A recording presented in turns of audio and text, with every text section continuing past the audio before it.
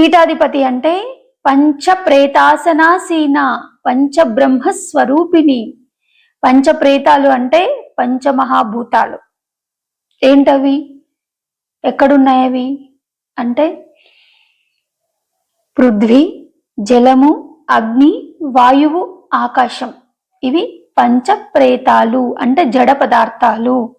మన శరీరం లోపల కూడా ఈ పంచభూత నిర్మితమే మన శరీరం. ఈ శరీరము జడము. ఈ శరీరంలో ఉన్నది ఈ జడత్వానికి చలనత్వాన్ని ఇస్తున్నది శక్తి. ఈ అండాండంలో అంటే ఈ విశ్వంలో ఈ పంచభూతాలకు శక్తినిస్తుంది కూడా ఒకటే శక్తి. ఎప్పుడైతే ఈ పృథ్వీ, జలము, అగ్ని, వాయువు, ఆకాశాలు ఇవి జడ పదార్థాలైతే వీటిని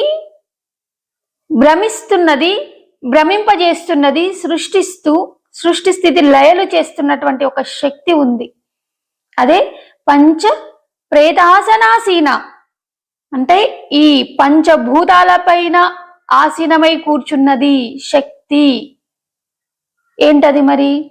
ఆత్మ. ఆత్మ సమక్షంలో ఈ పంచభూతాలు వాటి పనులు చేస్తూ ఉన్నాయి.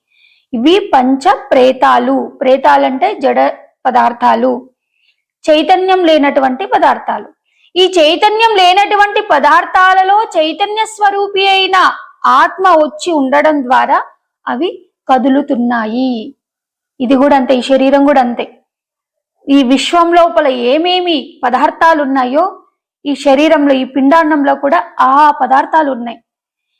పృథ్వీతత్వము, జలతత్వము, అగ్నితత్వము, వాయుతత్వము, ఆకాశతత్వము ఈ